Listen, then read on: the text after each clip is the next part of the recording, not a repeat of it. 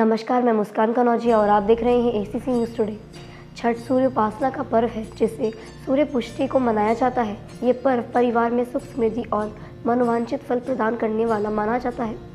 माना जाता है कि छठ देवी भगवान सूर्य की बहन है, इसलिए लोग सूर्य की तरफ आग्रह दिखाते हुए और छठ मैया को प्रसन्न करने के लिए सूर्य की आराधना करते हैं।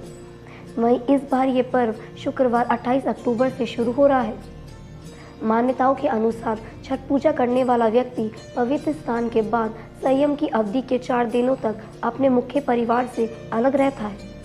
वहीं इस पूरी अवधि के समय वह शुद्ध भावना के साथ एक कंबल के साथ ही फर्श पर सोता है।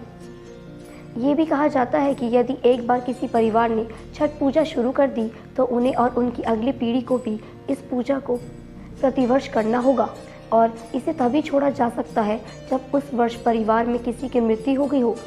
वहीं इस व्रत को करने वाले भक्त छत पर मिठाई, खीर, ठेकुआ और फल, कच्ची हल्दी की गांठ, घी से बना मीठी पूड़ी, मालपुआ, नारियल, चने के प्रसाद सहित अन्य तरह की वस्तु को छोटी बांस की टोकरी में सूर्य देव को प्रसाद के रूप में अर्पित करते हैं। वहीं प्रसाद की शुद्धता बनाए रखने के लिए इन्हें बिना नमक, प्याज और लहसुन के लिए तैयार किया जाता है। पहला दिन जिसे नहाए खाए कहा जाता है, पर भक्त सुबह जल्दी गंगा के पवित्र जल में स्नान कर प्रसाद अपने घर पर प्रसाद तैयार करने के लिए कुछ जल घर में लेकर आते हैं। वहीं इस दिन घर घर में आसपास साफ सफाई करते हैं। वहीं इस दौरान वे केवल एक वक्त की ही खाना खाते हैं जिसे कद्दू भात कहा जाता है। ये केवल मिट्टी के और आम की लकड़ियों के प्रयोग करके तांबे या मिट्टी के बर्तन में मनाया जाता है। दूसरे दिन यानी पंचमी को खरना कहा जाता है।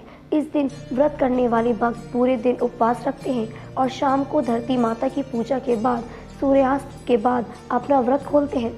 वहीं इस दिन ये पूजा की खीर, पूड़ी और फल मिठाई अर्पित करते हैं और शाम में खाना खाने के बाद व्रत करने वाले भक्त बिना पानी पिए अगले 46 घंटे का उपवास रखते हैं और शाम को खाना खाने के बाद व्रत करने वाले भक्त बिना पानी पिए अगले 36 घंटे का उपवास रखते हैं।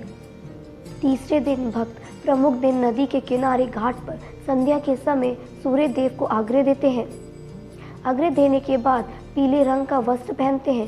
वहीं परिवार के अन्य सदस्य भी पूजा से आशीर्वाद प्राप्त करने के लिए इंतजार करते हैं। छठ की रात कोसी पर 5 कन्नों से कवर मिट्टी के दिए जलाकर प्रारंभिक कार्यक्रम मनाया जाता है। वहीं ये 5 कन्ने पंच तत्व जैसे पृथ्वी, जल, अग्नि, वायु और आकाश को प्रदर्शित करते हैं, जिससे मानव शरीर का निर्माण होता है।